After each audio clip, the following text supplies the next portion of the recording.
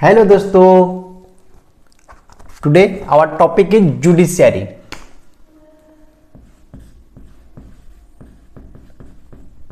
Judiciary हम पहले classes में पढ़ चुके हैं। 3 ऑर्गन है हमारा डेमोक्रेसी का। 3 ऑर्गन है। कौन कौन 3 ऑर्गन? फर्स्ट ऑर्गन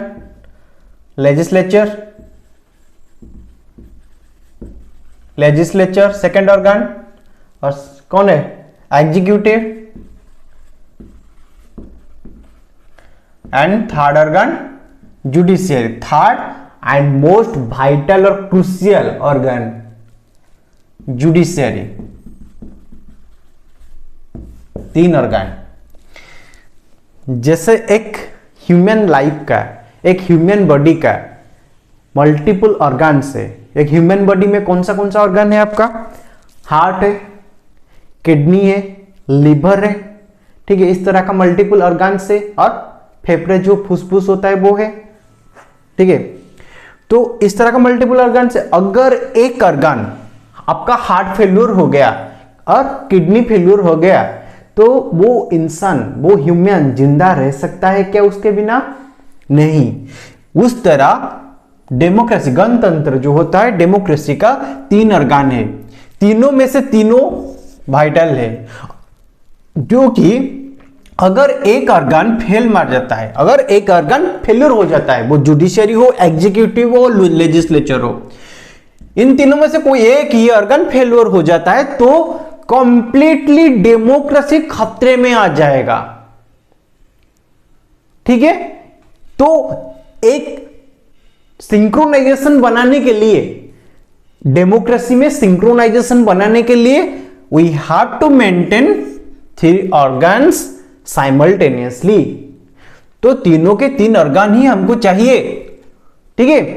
तो इसलिए हम लेजिस्लेचर के बारे में पढ़ चुके हैं, जुडिशियरी के बारे में भी डिस्कस कर चुके हैं, लेकिन एग्जीक्यूटिव के बारे में डिस्कस कर चुके हैं, और अभी जुडिशियरी के बारे में डिस्कस करेंगे। ओके, जुडिशियरी क्या है?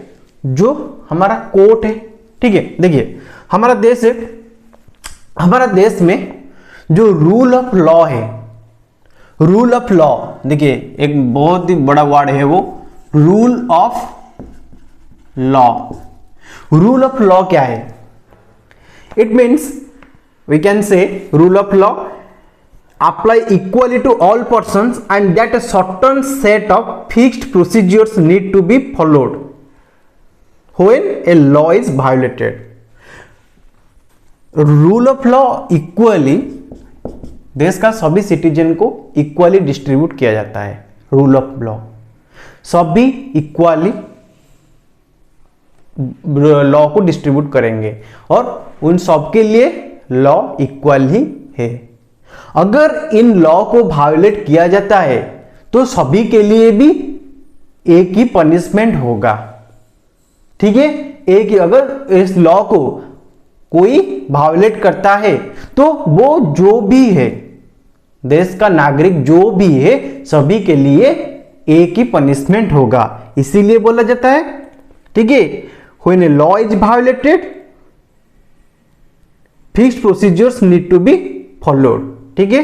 जो जो प्रोसीजर होगा, किन लॉ को वायोलेट किया गया है, उस हिसाब से उसको वायोलेट करने का क्या क्या प्रोसीजर है, तो उस हिसाब से उसको पेनल्टी किया जाएगा और दंड दिया जाएगा। तो रूल ऑफ लॉ, ठीक है। For this rule of law we have a judicial system, ठीक है, that consist of the mechanism of courts. आ गया कोर्ट। अभी ये जो रूल ऑफ लॉ को मेंटेन करने के लिए हमारे पास क्या है? जुडिशियरी सिस्टम है, ठीक है। और जुडिशियरी सिस्टम किसको बिलोंग करता है? कोर्ट्स को। जुडिशियरी सिस्टम कहां काम क्या रिप्रेजेंट किसको करते हैं? कोर्ट्स को। कोर्ट में ही सब डिसीजन लिया जाता है। तो कोर्ट आ गया यहां पे, कोर्ट, ठीक है। जुडिशियल सिस्टम कोर्ट को डायरेक्ट रिप्रेजेंट करता है। तो कोर्ट मैकेनिज्म एक बहुत ही वाइटल मैकेनिज्म है, ठीक है। कोर्ट मैकेनिज्म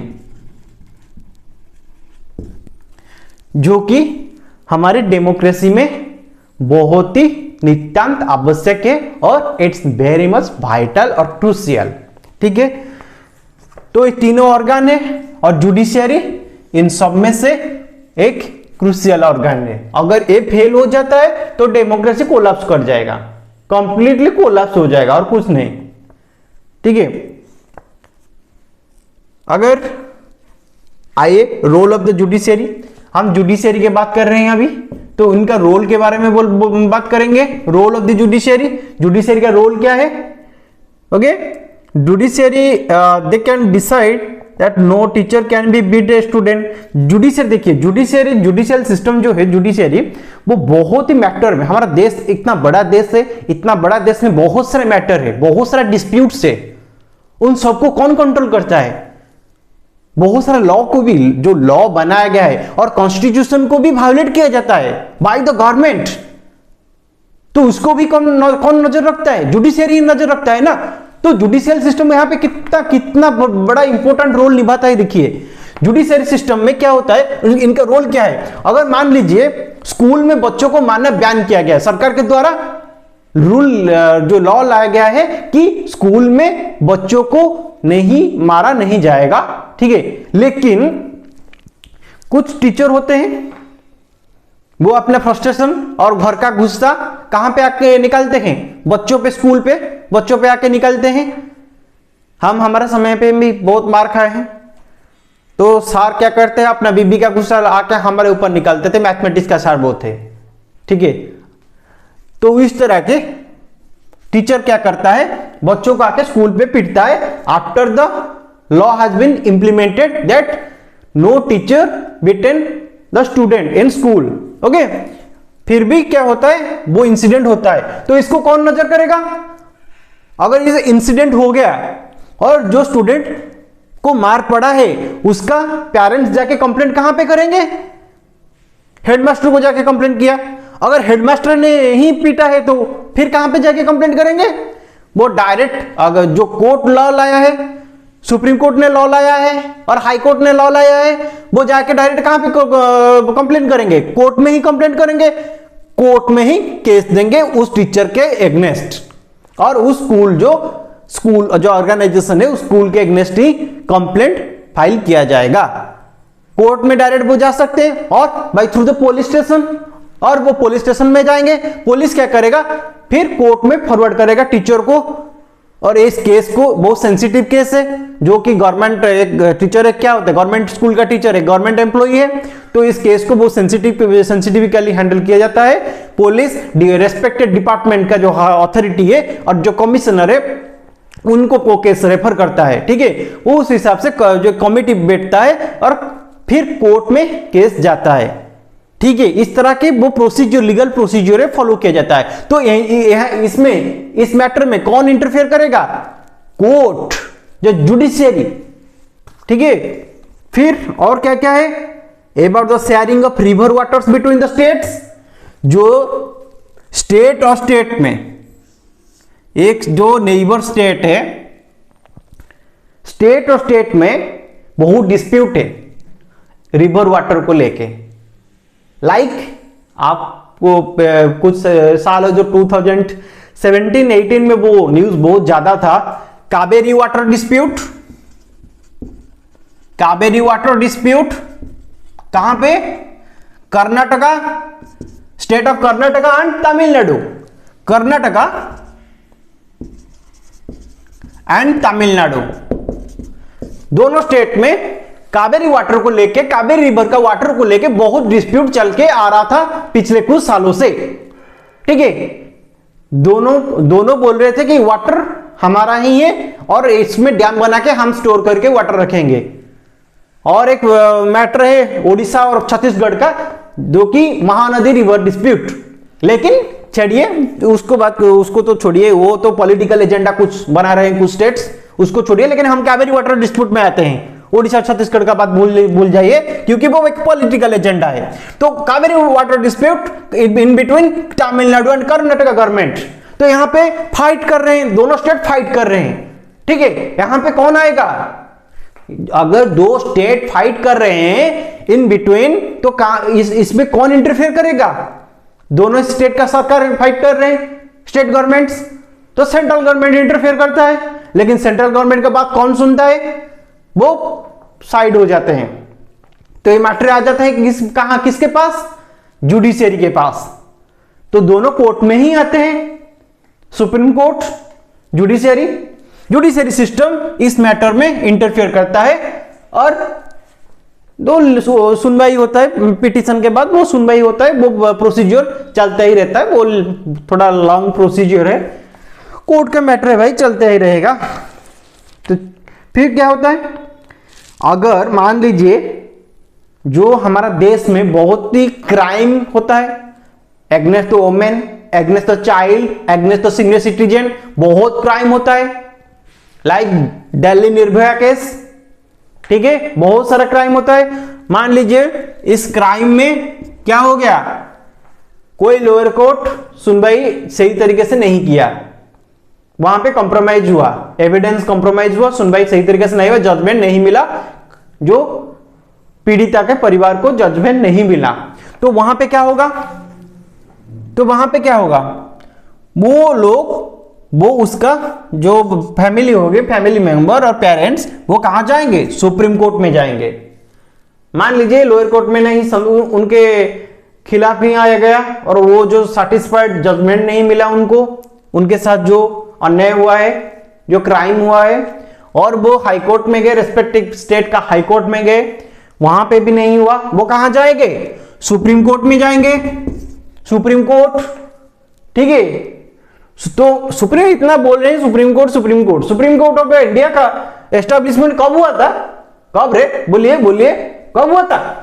26 जनवरी 1950, 26 जनवरी 1950 को सुप्रीम कोर्ट ऑफ इंडिया का एस्टेब्लिशमेंट हुआ था। और उस दिन क्या हुआ था? क्या रे, तुम सब भूल जाते हो, बादाम खाओ, बादाम खाओ। तो उस दिन भी कॉन्स्टिट्यूशन ऑफ इंडिया को हमने अडॉप्ट किया था, संविधान को उसी दिन से हमने लागू किया था। हम, हमारी देश को हम सभी सिटीजन संविधान सौंपे थे, ठीक है। वो भी हुआ था 26 जनवरी 1950 को। 26 जनवरी 1950 रिपब्लिक डे पालते हैं ना उसी दिन। तो ये दो इंसिडेंट यहां पे हुआ था। देखिए, सुप्रीम कोर्ट ऑफ इंडिया का एस्टेब्लिशमेंट हुआ था और संविधान अडॉप्ट किया गया था और इफेक्ट उसी दिन से हुआ था, ठीक है। और सुप्रीम जो जुडिशियरी सिस्टम का रोल के बारे में बोल रहे हैं, तो आइए देखते हैं इनका। एक पहला रोल क्या है? Dispute resolution, dispute resolution,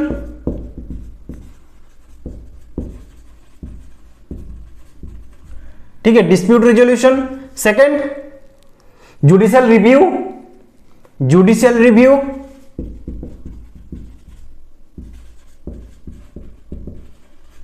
and third one is upholding the law and enforcing fundamental rights, upholding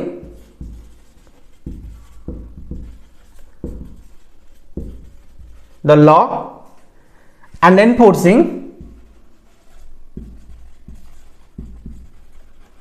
fundamental rights.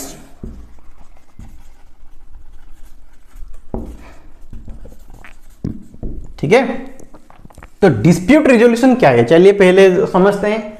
Dispute resolution provides a mechanism for resolving disputes between citizens और government, between two state governments and between centre and state governments.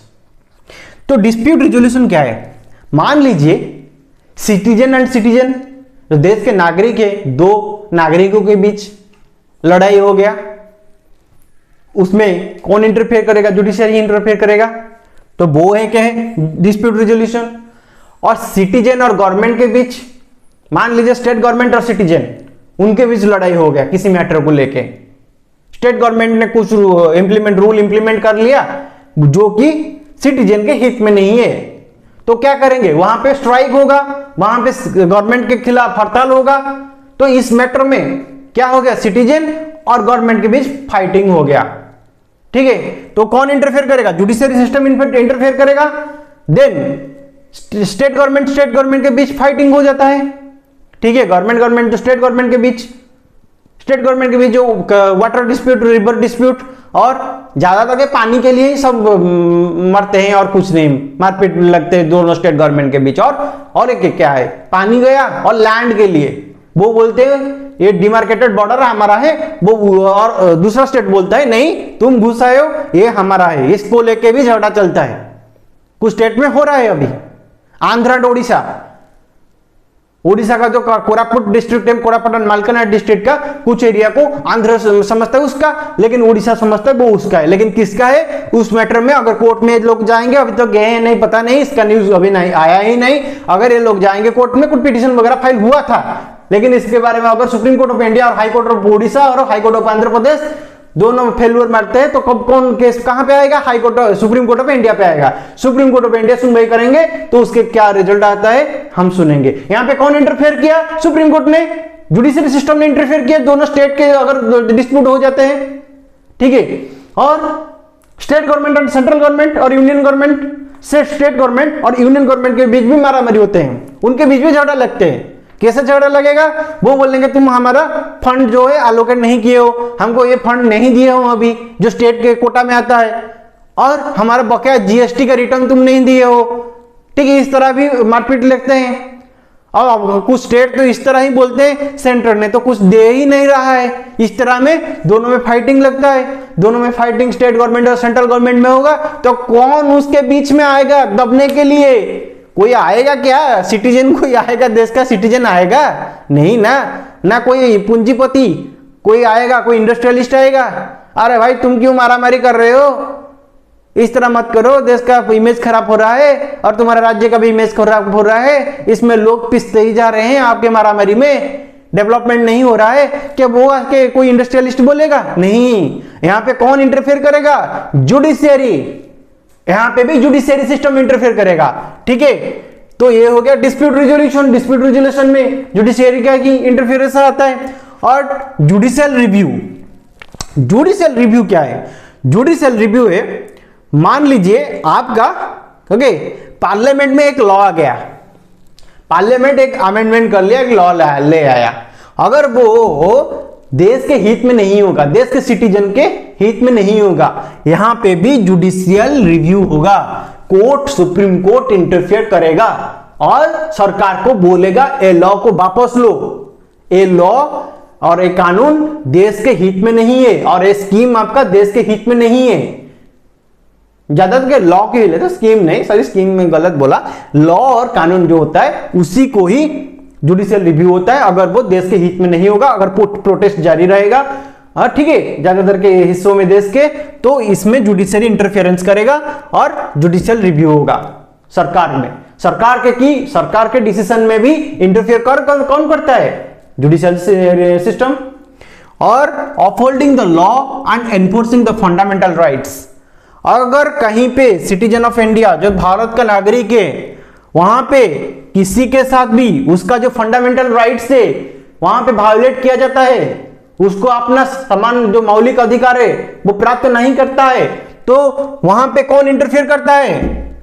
Law, और law का violation होता है तो वो कहां जाएगा? किसके दरवाजा खड़काएगा? चुप, कोर्ट का ही दरवाजा खड़काएगा है ना। वो कहां पे? सुप्रीम कोर्ट, ठीक है, सुप्रीम कोर्ट और हाई कोर्ट और लोअर कोर्ट ऑल्सो, ठीक है। अगर लोअर कोर्ट में बात नहीं बनता है वो कहां जाता है? हाई कोर्ट में, और वो हाई कोर्ट में नहीं होता है तो वो कहां जाएगा? सुप्रीम कोर्ट में। तो यहां पे कौन इंटरफेरेंस देगा? जुडिशियल सिस्टम, ठीक है।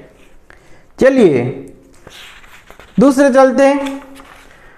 यहां पे एक इंडिपेंडेंट जुडिशियरी का एक टर्म आता है, इंडिपेंडेंट जुडिशियरी।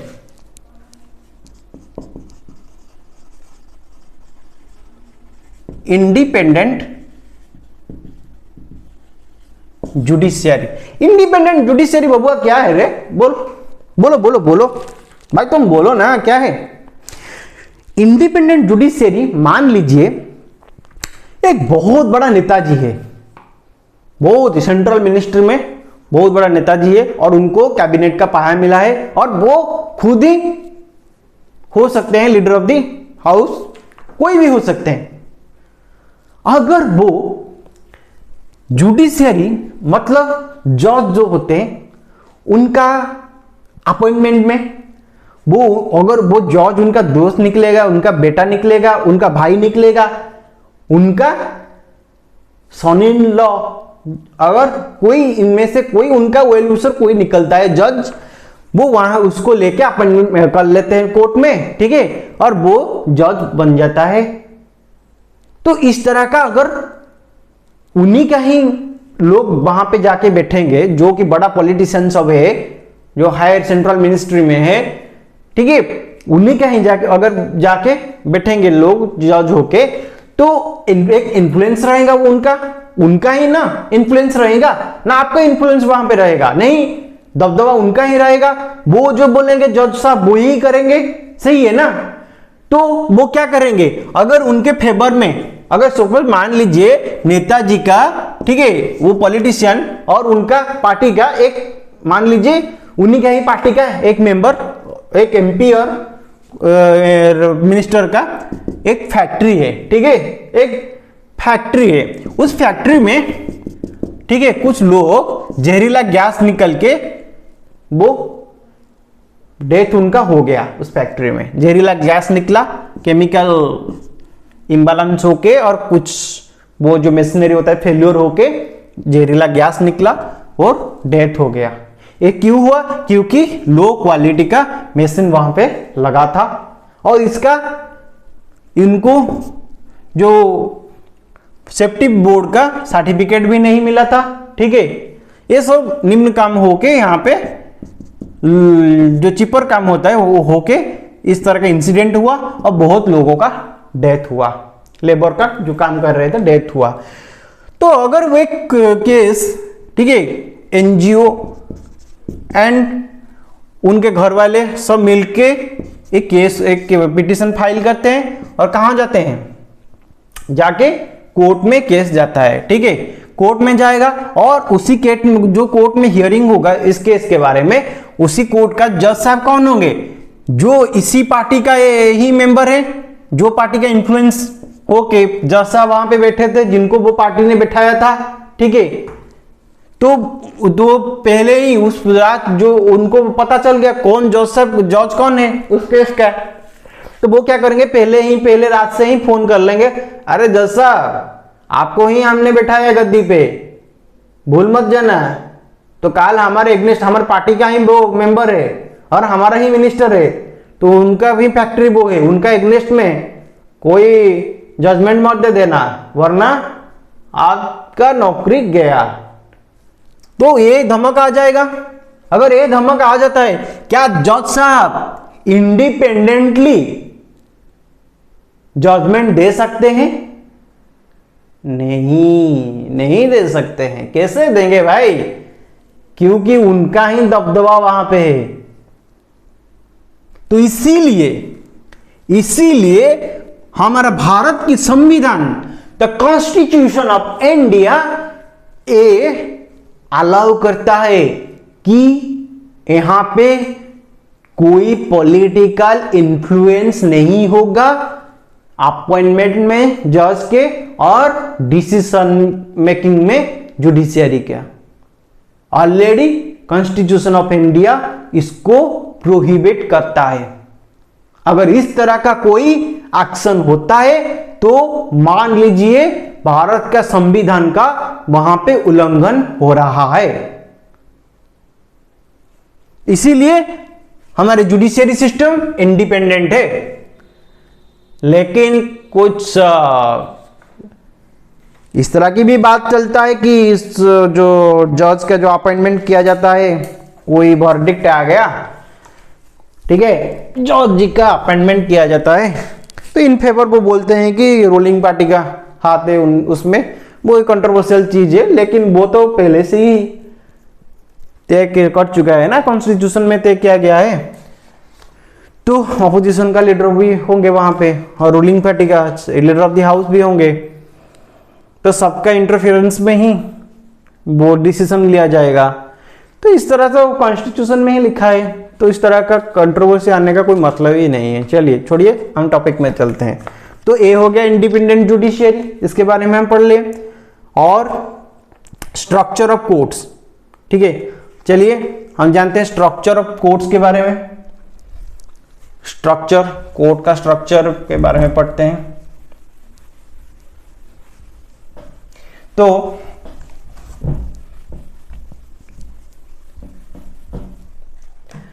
कोर्ट का जो स्ट्रक्चर है, देखिए वो एक पिरामिड जो स्ट्रक्चर है उस टाइप का है। हमारा भारत का जो स्ट्रक्चर है कोर्ट का, एक पिरामिड टाइप का है, ठीक है, इस तरह से डिवाइड किया गया है। फर्स्ट है डिस्ट्रिक्ट वाइज। देखिए हमारा देश बड़ा सा देश है, हमारा भारत बहुत बड़ा देश है, area wise and population wise also. तो यहाँ पे बहुत सारा स्टेट में और यूटी में हमको बांटा गया है। रेस्पेक्टिव स्टेट्स को डिस्ट्रिक्ट में बांटा गया है और तालुका के हिसाब से भी बांटा गया है, ठीक है। तो हर एक स्टेट का हर एक डिस्ट्रिक्ट में एक डिस्ट्रिक्ट कोर्ट है, district court, district court. Then high court, उसके ऊपर कौन है स्टेट में, हाई कोर्ट, ठीक है। डिस्ट्रिक्ट कोर्ट को जाने से पहले हाई कोर्ट में देखिए डिस्ट्रिक्ट कोर्ट को कौन प्रिजाइड करता है। डिस्ट्रिक्ट कोर्ट कहां पे, डिस्ट्रिक्ट में होगा, रेस्पेक्टिव स्टेट का डिस्ट्रिक्ट में होगा, जिस डिस्ट्रिक्ट में है डिस्ट्रिक्ट में होगा। और इसको प्रिजाइडिंग कौन करते हैं, द डिस्ट्रिक्ट जज, ओके, डिस्ट्रिक्ट जज। देन इसका ऊपर रेस्पेक्टिव स्टेट्स का हाई कोर्ट, रेस्पेक्टिव स्टेट्स का हाई कोर्ट होगा। जिस स्टेट का हाई कोर्ट वही स्टेट में होगा ना,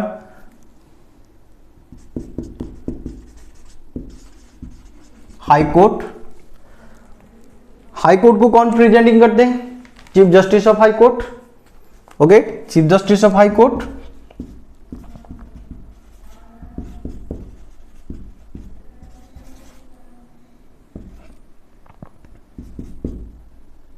chief justice of high court. और इन सबका ऊपर कौन है, कौन इन सबको निगरानी, कौन इसका अंडर रहता है, सब supreme court, okay.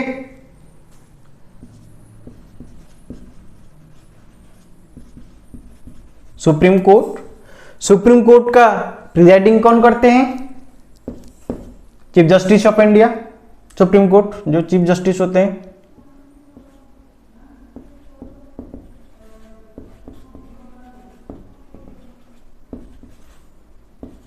Chief justice of supreme court, और इनको चीफ जस्टिस ऑफ इंडिया भी बोला जाता है, chief justice of supreme court, ठीक है। तो अगर कहीं पे सिटीजन का, जो सिटीजन ऑफ इंडिया, उनका फंडामेंटल राइट्स में वायोलेट किया जाता है, उनका मौलिक अधिकार है वो वायोलेट होता है, तो वो कहां जाएंगे, डिस्ट्रिक्ट कोर्ट में जाएंगे, ठीक है। डिस्ट्रिक्ट कोर्ट में पहले जाएंगे क्योंकि डिस्ट्रिक्ट कोर्ट को पहुंचना बहुत आसान है उनके लिए। पहले डिस्ट्रिक्ट में, रेस्पेक्टिव डिस्ट्रिक्ट में, तो उन्हीं का डिस्ट्रिक्ट में जो कोर्ट होगा वहां पे जाएंगे, ठीक है। फिर अगर नहीं होता है, उनको उनके फेवर में नहीं आता है जो वो चाहते हैं, तो वो हायर कोर्ट में जा सकते हैं। और कुछ चीज का वायोलेट अगर होगा तो फिर भी वो हाई कोर्ट में जाएंगे। इसका भी प्रोविजन कॉन्स्टिट्यूशन ऑफ इंडिया उनको संविधान, भारत का संविधान देता है। हाई कोर्ट फर्स्ट क्या, चलिए हाई कोर्ट के बारे में बात करते हैं। हाई कोर्ट पहले 1862 में, ठीक है, पहले 3 हाई कोर्ट थे, 3 हाई कोर्ट्स पहले बनाए गए थे, 3 हाई कोर्ट्स 1862 में बनाया गया पहला हाई कोर्ट। जो पहले 3 हाई कोर्ट कहां कहां पे, कलकत्ता,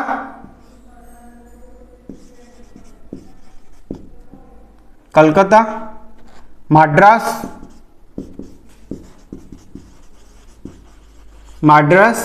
एंड बॉम्बे।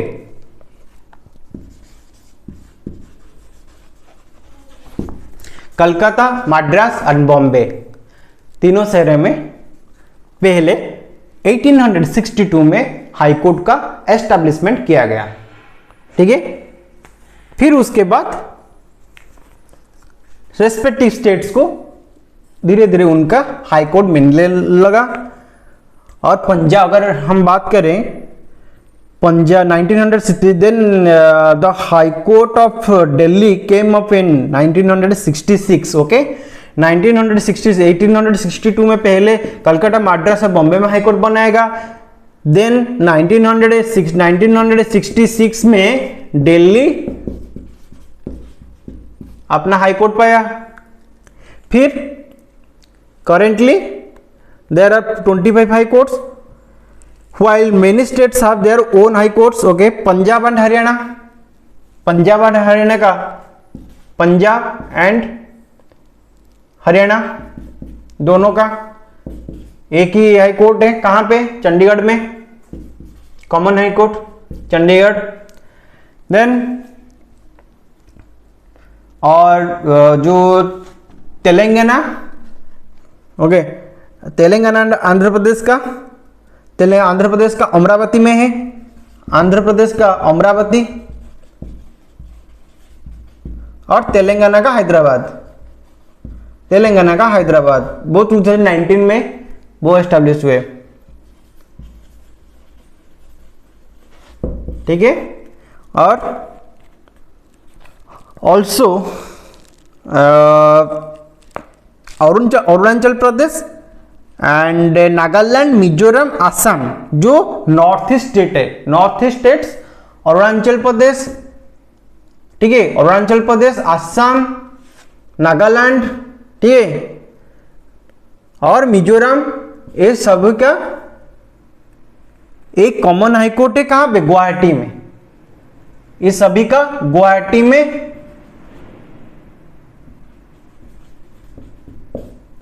सभी का गुवाहाटी में एक कॉमन हाई कोर्ट है। और रेस्पेक्टिव जो स्टेट्स जो है उनका हाई कोर्ट है, एक एक स्टेट में एक एक हाई कोर्ट होगा। फिर भी वहां पे हाई कोर्ट का बेंच सेपरेट होता है, और वो जो बाकी का जिला होते हैं रीजन वाइज, वहां पे भी सेपरेट हाई कोर्ट का बेंच होता है। ठीक है, ये हाई कोर्ट का एस्टेब्लिशमेंट के बारे में हम जाने। फिर आइए इस जो हाई कोर्ट, सुप्रीम कोर्ट, ये जो सब कोर्ट्स है, ठीक है, इसके बारे में जानते हैं। इसको ये तीनों कोर्ट हम पढ़े, जो कोर्ट के बारे में, सेपरेशन ऑफ कोर्ट जो है, डिफरेंट टाइप्स ऑफ कोर्ट्स हमारे जो देश में है। तो यहाँ क्यों तीनों तरीके का कोर्ट क्यों बनाया गया? लोअर कोर्ट और देन लोअर कोर्ट और डिस्ट्रिक्ट कोर्ट जो होता है, और देन हाई कोर्ट होता है, then supreme court of India जो है हमारा। तो डिस्ट्रिक्ट कोर्ट में सपोज एक केस हम बात करते हैं, केस के बारे में। इस एक केस रियल केस है, इसका रेफरेंस लेंगे हम। जो एक केस है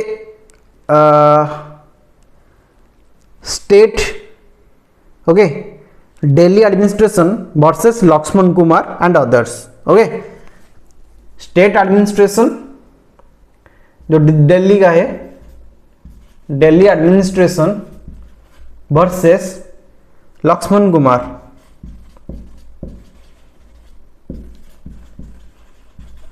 Delhi administration versus Laxman Kumar case है, ईयर है 1985 का, रियल केस है, रेफरेंस इसीलिए मैं ले रहा हूं।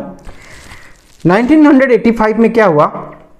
ये case from the lower court to supreme court, from the lower court to supreme court, ठीक है, ये केस है 1985 का। तो सन 1980 फरवरी का महीना था।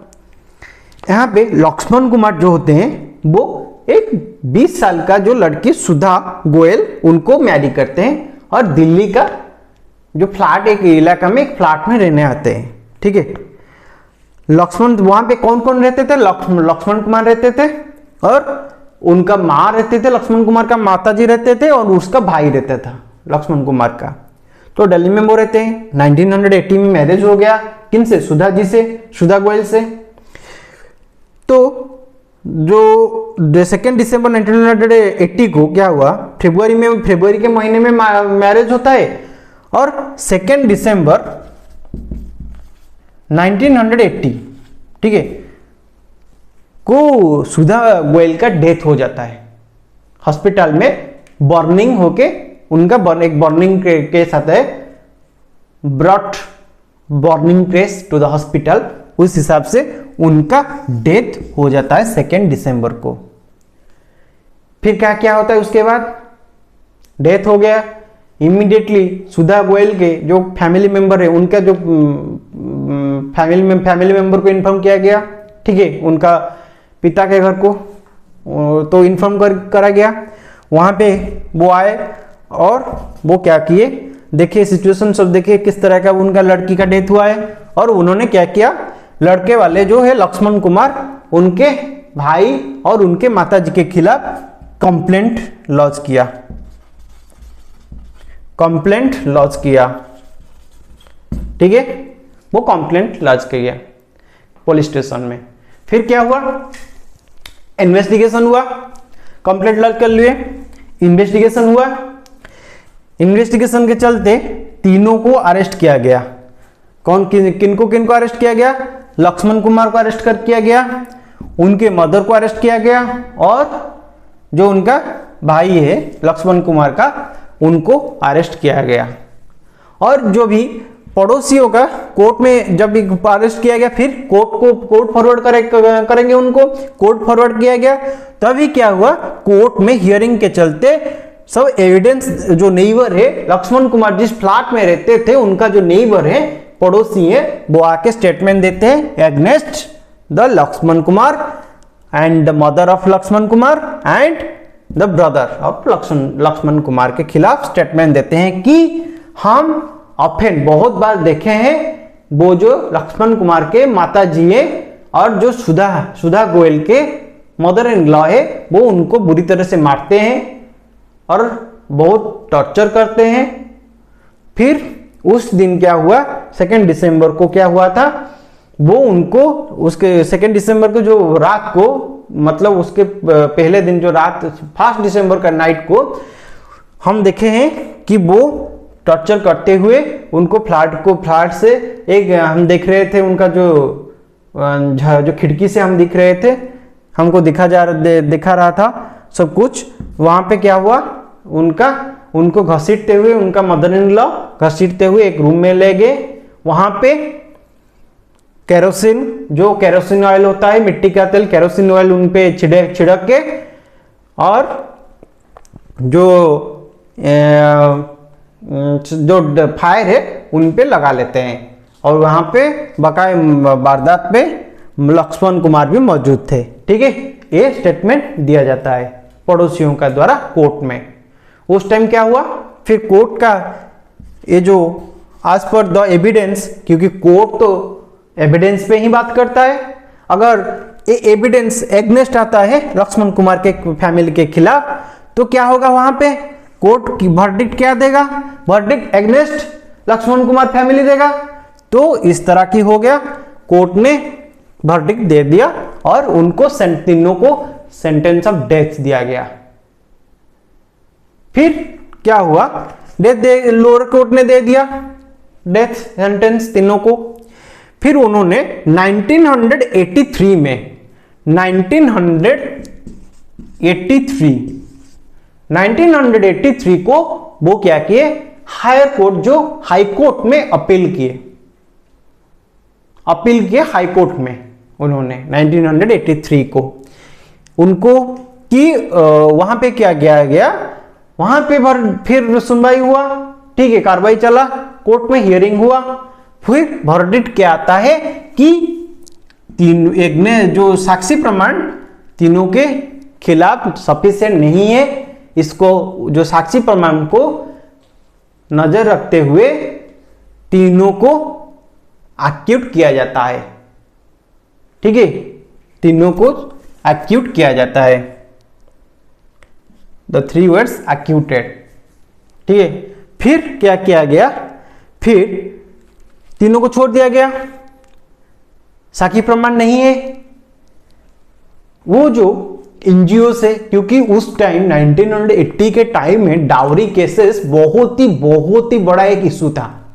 डाउरी केसेस में जो नववधु जो होते हैं, जो न्यूली मैरिड होते हैं, उनको इस तरह से टॉर्चर, भुट्टो वाली टॉर्चर करते हुए मार दिया जाता था, क्योंकि उनको डाउरी के लिए और भी डाउरी के लिए और कैश एंड लैंड के लिए उनके घर से लाने के लिए बोला जाता था और उनके ऊपर टॉर्चर किया जाता था। उस टाइम में बहुत केसेस इस तरह के एक्टिव थे। तो इसको नजर चलते हुए एक केस एक पब्लिक जो प्लेटफॉर्म में आ चुका था, क्योंकि बड़ा केस था, कोर्ट हियरिंग हो रहा है और चैलेंज भी हो रहा है। लोअर कोर्ट को चैलेंज किया गया हायर कोर्ट में, और हाई कोर्ट ने लैक ऑफ एविडेंस के चलते उनको एक्यूटेड भी कर दिया। ठीक है, तो अभी क्या हुआ, बहुत सारा एनजीओज एंड वोमेन जो एम्पावरमेंट का बहुत सारा संस्था है, उन्होंने एक्टिव हुआ, वो सब संस्था, और प्रोटेस्ट हुआ। और क्या हुआ, Indian federation of women lawyers, Indian federation of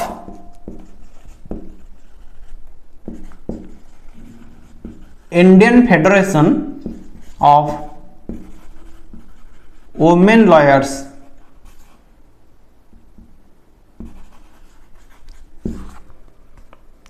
ठीक है,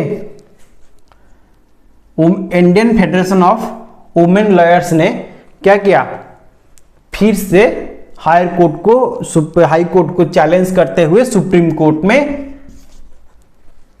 कोर्ट में अपील किया इस केस को।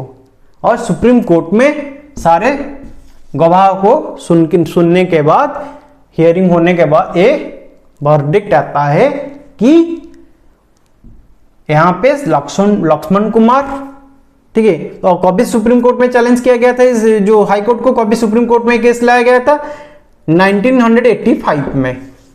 1983 में जो उनको हाई कोर्ट में एक्यूटेड दे दिया था, और 1985 में ये सुप्रीम कोर्ट में केस जाते हुए इनको वर्डिक्ट आता है कि लक्ष्मण कुमार का भाई, as per the evidence, okay, as per the evidence a verdict आता है कि लक्ष्मण कुमार का भाई निर्दोष है, उनको एक्यूटेड किया गया, और लक्ष्मण कुमार और उनका माताजी को लाइफ इम्प्रिजनमेंट दिया गया। ठीक है, प्रिजन फॉर लाइफ जो होता है उनको दिया गया। तो ये एक एग्जाम्पल है, अगर लोअर कोर्ट में आपको जस्टिस नहीं मिलता है, आप समझते हैं कि लोअर कोर्ट में आपको सही जस्टिस नहीं मिला, तो आप हायर कोर्ट में अपील करके न्याय पा सकते हैं। तो ये हमारा, इसको कौन अलाउ करता है, हमारा संविधान, कॉन्स्टिट्यूशन ऑफ इंडिया इसको अलाउ करता है। ठीक है, फिर आइए समझते हैं what are the different branches of the legal system. Legal system का डिफरेंट ब्रांचेस के बारे में समझते हैं। आइए,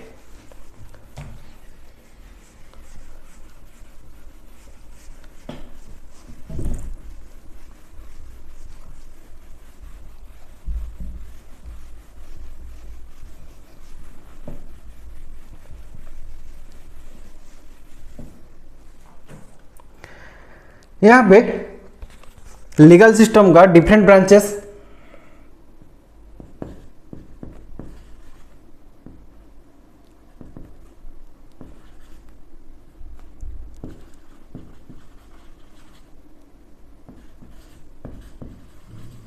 लीगल सिस्टम देखिए यहां पे दो तरीके का लॉ है लीगल सिस्टम का, क्रिमिनल लॉ और सिविल लॉ। कोर्ट में दोनों तरह का लॉ चलता है, क्रिमिनल लॉ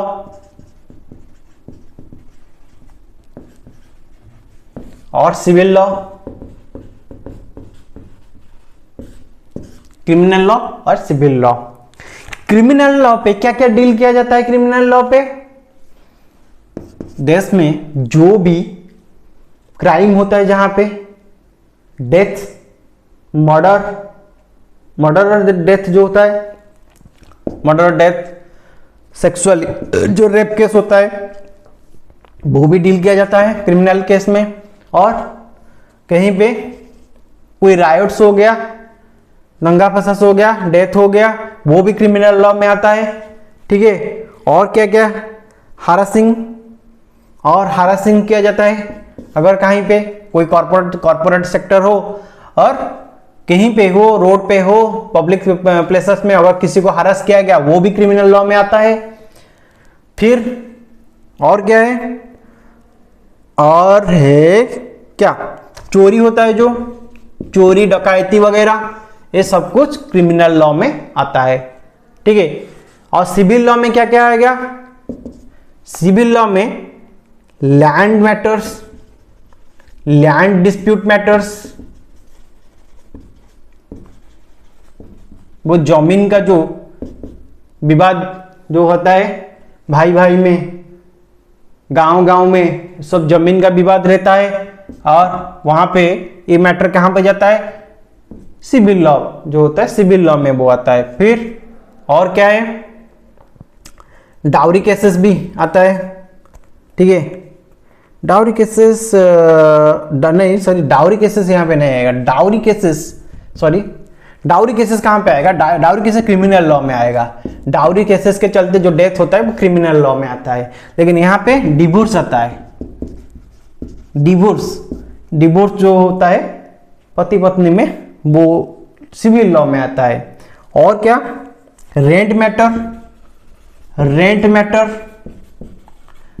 मैटर, सपोज मान लीजिए आप किसी को आपका मकान भाड़े में दिए हैं, वो वहां पे 6-10 साल रह गया, फिर वो वहां से निकल, आप बोल रहे हैं भाई निकल जा, मैं और घर को रिपेयर करूंगा, रिनोवेट करूंगा, कि मैं वहां पे आके रहूंगा, क्योंकि मैं जहां पे जॉब कर रहा था, मेरा जॉब वो वहां पे खत्म हो गया, अभी आके मुझे इसी घर में रहना है, तो निकल। वो बोल रहा है क्यों जी, मैं क्यों निकलूंगा, मैं यहाँ पे इतने सालों से रह रहा हूं, मैं अभी नहीं निकलूंगा। तो वो आप क्या करेंगे, वहां पे लाके क्या उसके शॉर्ट फोड़ देंगे, नहीं, उस मैटर को क्या देखेंगे, जिद्दी वो कर रहा है, वो समझ नहीं रहा है, बहुत जबरदस्ती ऑक्युपाई किया है आपके घर को, आप बोल रहे निकल जा, अभी आपका निकलने का समय आ गया, क्योंकि आप 1-2 महीने का वार्निंग वो हाथ में रख के उनको वार्निंग दे देते हैं, भाई आप नोटिस जो होता है नोटिस दे देते हैं, जो निकल जाओ, लेकिन वो निकलने का नाम ही नहीं ले रहा है और जिद्दी कर रहा है और जबरदस्ती ऑक्युपाई आपके घर के करके बैठा है। वो मैटर कहां पे जाएगा, सिविल लॉ, वो सिविल लॉ में जाता है, ठीक है। और क्या है, टेनेंट हो गया, टेनेंट कैन, जो लैंडलॉर्ड और टेनेंट का मैटर है, लैंडलॉर्ड एंड टेनेंट। टेनेंट होता है, लैंडलॉर्ड कौन होता है, मकान मालिक होता है, टेनेंट होता है जो भाड़े पे रहता है, उनका मैटर है, ठीक है, ये सिविल लॉ है। यहाँ पे एफआईआर क्या होता है, यहाँ पे जो क्रिमिनल लॉ में एफआईआर दिया जाता है, एफआईआर लॉन्च किया जाएगा क्रिमिनल लॉ पे, ठीक है।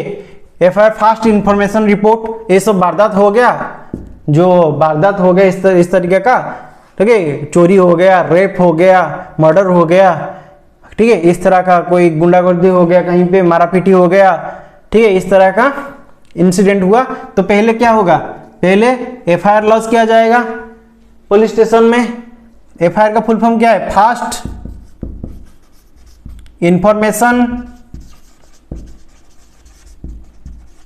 Report, FIR fast information report, FIR launch किया जाएगा पुलिस स्टेशन में।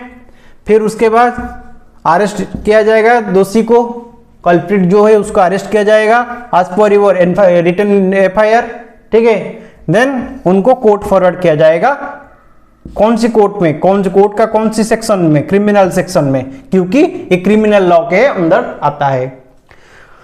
और यहां पे सिविल लॉ में इस तरह का मैटर हो गया, तो क्या होता है, तो इस तरह का मैटर डायरेक्ट कोर्ट में आता है, पीआईएल जो फाइल किया जाता है, ठीक है, कोर्ट में आता है इस तरह का मैटर आके कोर्ट में डिसाइड किया जाता है, कोर्ट में इस तरह का मैटर को डिसाइड किया जाता है, और इसका रिजल्ट निकल के और वर्डिक्ट जो है निकल के आता है, सुनवाई निकल के आता है, ठीक है, इन फेवर ऑफ, सपोज मान लीजिए लैंडलॉर्ड और जो टेनेंट का जो बात हम कर रहे हैं, लैंडलॉर्ड और टेनेंट, उनके जो कोर्ट में केस चला गया, ठीक है, कोर्ट में केस चला गया, वहां पे सुनवाई हुआ, ठीक है, सुनवाई हुआ, वो सुनवाई जो verdict in favour of the landlord आया, और टेनेंट को क्या किया गया, पेनल्टी देने के लिए बोला गया, फाइन भरो, तुमने गलत तरीके से ऑक्युपाई किया है इनका घर, यू हैव टू पे द फाइन।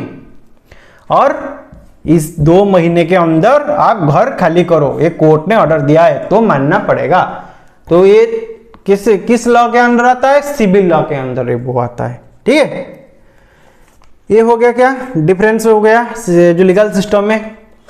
तो आइए अभी जानते हैं, क्या सबको कोर्ट में जाने का अधिकार है? क्या सभी देश का, हमारा जो देश का नागरिक सभी है, क्या सभी को कोर्ट में जाने का समान अधिकार है या नहीं?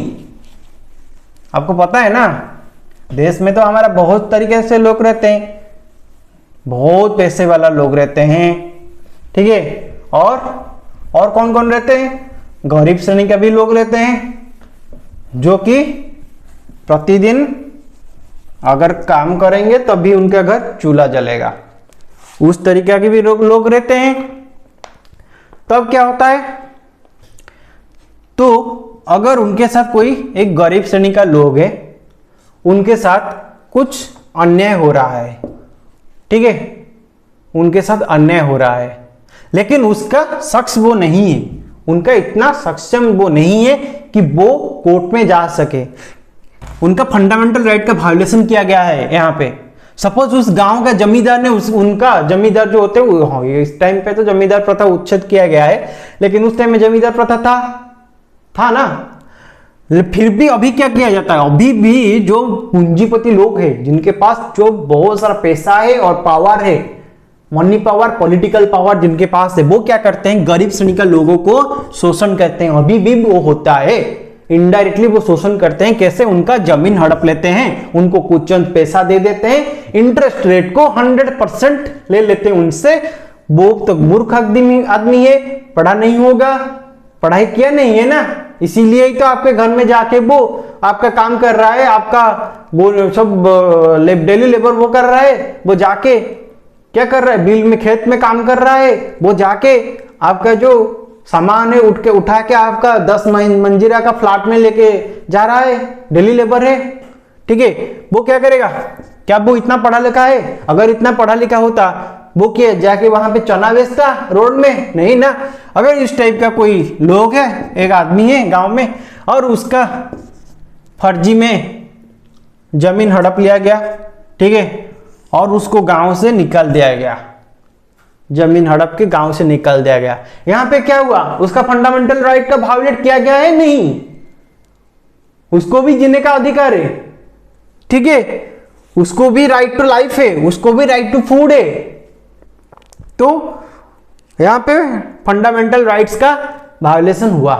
लेकिन हमारा संविधान क्या बोलता है? संविधान ये बोलता है कि अगर आपका फंडामेंटल राइट्स, कोई भी नागरिक का फंडामेंटल राइट्स वायोलेशन किया जाता है, तभी आप जाके कोर्ट में आप जाके अपील कर सकते हैं। इसीलिए ही तो जुडिशरी सिस्टम को हम बनाए, जुडिशरी मैकेनिज्म क्यों बनाए? इसीलिए ही तो बनाए, आप ही के लिए तो बनाए, ये हमारा संविधान बोलता है। लेकिन प्रैक्टिकली मान लीजिए, क्या कोर्ट का खर्चा ज्यादा नहीं है? क्या कोर्ट में बिना पैसा के काम हो जाता है? बिना पैसों के वकील आ जाएंगे? नहीं ना। प्रैक्टिकल हम बोल रहे हैं, जो कि रियलिटी है वही बोल रहे हैं। पैसा लगेगा भाई, यहाँ पे पैसा लगेगा। क्या कहां से बोला आएगा? वो तो डेली वेज कमाने वाला, डेली जो कमाएगा उसी के कमाई से घर चलेगा, वो कहां से लाएगा? नहीं ला पाएगा। तो इसको नजर रखते हुए अगर कोई कम्युनिटी, एक कम्युनिटी ने, एक एनजीओ संस्था ने एक्सक्यूज मी, इसको नजर रखते हुए जो public interest litigation PIL, what is the full form of PIL? PIL क्या है? PIL का full form public interest litigation.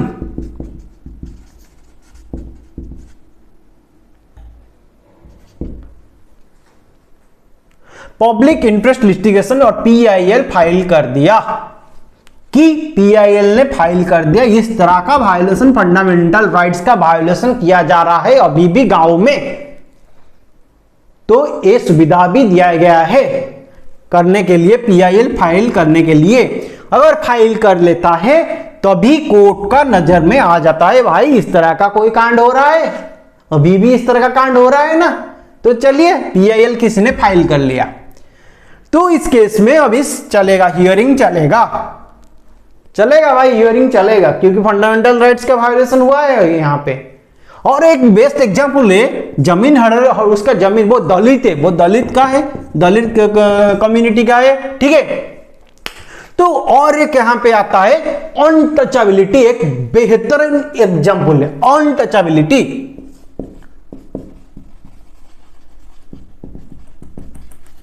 Untouchability में क्या कि भी केस आता है कि आप जिस घाट में, जिस पॉन्ड के जिस घाट में हम जाके नहा रहे हैं, हम उच्च जाति के लोग हैं, हम चौधरी हैं, हम जाके वहां पे नहाते हैं, और तुम वहां पे आके कैसे नहा लिए, कैसे डुबकी मार लिए भाई। तुम जाओ, इस गांव से निकल जाओ यहां से, तुम ये मंदिर में नहीं आ सकते। क्योंकि ये सिर्फ उच्च जाति के लिए बनाया गया है। तो इस तरीके का भी इंसिडेंट होता है। अगर किसी ने PIL इसमें जाके फाइल कर लिया भाई कोर्ट में, पब्लिक इंटरेस्ट लिटिगेशन जो PIL इस क्षेत्र में फाइल कर लिया, तो वहां पे क्या होगा, बोलिए वहां पे क्या होगा। वहां पे कोर्ट का नजर में आ गया इस तरह का कांड हो रहा है, इस तरह का इंसिडेंट अभी भी है। तो कोर्ट क्या करेगा, इसमें सुनवाई करेगा, ठीक है। कोर्ट इसमें सुनवाई करेगा और फंडामेंटल राइट का वायलेशन हुआ है, ठीक है। कोर्ट इसमें सुनवाई करते हुए जो दोषी होगा इसके खिलाफ एक्शन लिया जाएगा। कोर्ट का वर्डिक्ट इस तरह का आएगा, ठीक है। तो ये एक सिस्टम है हमारा। और 2001 में जो सूखा आया था, ड्रॉट, राजस्थान में और उड़ीसा का कुछ हिस्सों में, ठीक है। क्या तभी क्या हुआ, 2001 का बात हम कर रहे हैं, सूखा आया, ठीक है, सूखा पड़ा उस साल राजस्थान और उड़ीसा का कुछ हिस्सों में। वहां का गवर्नमेंट का जो फूड गोडाउन होते हैं, ठीक है, गवर्नमेंट का, सभी राज्य का खाद्य भंडार सभी का होता है ना, सभी राज्य का, वहां पे प्लेंटी ऑफ अमाउंट का फूड भरा पड़ा है, खाद्य सामग्री भरा पड़ा है वहां पे, लेकिन सूखा पड़ा है। लोग खाने के लिए तरस रहे हैं, जीव जंतु जो है गाय वगैरह वो खाने के लिए तरस रहे हैं, उनके लिए वो फूड का डिस्ट्रीब्यूशन नहीं हो रहा है। लेकिन वो गोडाउन में पड़ते पड़ते सड़ते हुए उसको रैट खा रहे हैं, जो मुसक होता है उसको खाता है, वो खा रहा है अभी। तो यहां पे क्या हुआ, जो फंडामेंटल तभी दिखा गया, एक संस्था है, इसका नाम है people's union of civil liberties, PUCL,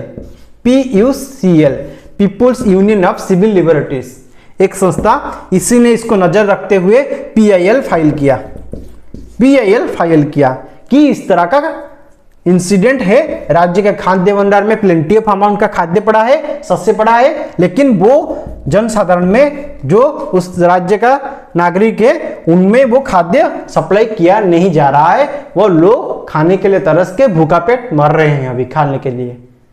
तो यहां पे क्या हुआ, फंडामेंटल राइट का वायोलेशन हुआ, फंडामेंटल राइट का वायोलेशन हुआ।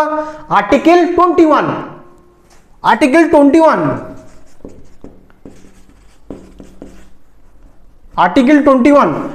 21 क्या कहता है, राइट टू लाइफ और राइट टू फूड। यहां पे दोनों का वायलेशन हो रहा है, राइट टू फूड और right to life. Because of right to food there is death, तो right to life and right to food का वायलेशन हो रहा है। आर्टिकल 21 का वायलेशन किया जा रहा है, फंडामेंटल राइट्स का वायलेशन किया जा रहा है। तभी PIL फाइल किया गया और कोर्ट का ऑर्डर आ गया, कोर्ट को इस PIL के जरिए अवगत किया गया और कोर्ट का ऑर्डर आ गया against the government of Rajasthan and government of Odisha, सरकार स्टेट गवर्नमेंट के अगेंस्ट आ गया, भाई तुम इस तरह का इंसिडेंट कर रहे हो। तभी फूड कमिश्नर को ऑर्डर दिया गया अपॉइंट करने के लिए, सेंट्रल गवर्नमेंट को फूड कमिश्नर अपॉइंट किए गए और immediately food supply amongst the people of state किया गया। तो इस तरह की पीआईएल के चलते बहुत सारा बेनिफिट पाया जाता है। और कुछ लॉ भी इस तरह होता है जो कि कोर्ट जो सुनवाई करता है, कुछ भी डिमेरिट्स वहां पे है, जो कि कुछ असंतुष्टि होता है, जो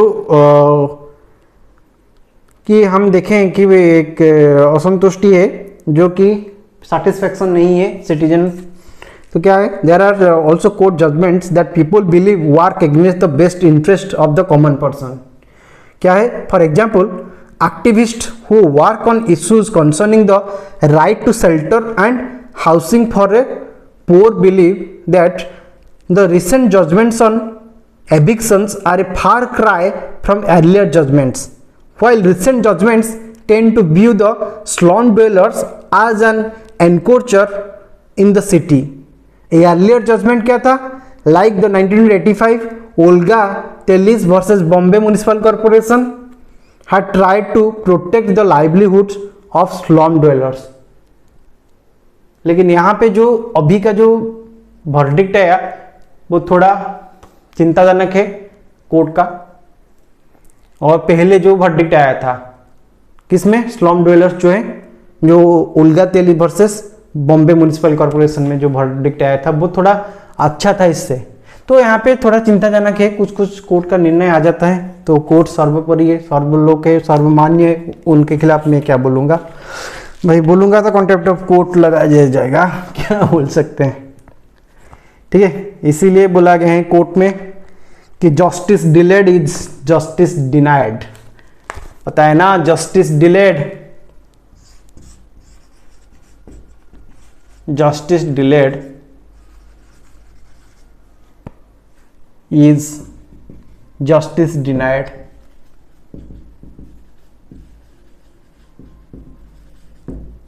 justice delayed is justice denied, ये बोला गया है। देर में अगर जस्टिस मिलता है तो सही है, लेकिन जस्टिस ना गलत होना चाहिए ना ही इन फेवर विदाउट फेवर जो होता है वो पीपुल होना चाहिए। ठीक है, तो ये था जुडिशियल सिस्टम के बारे में। Okay, thank you.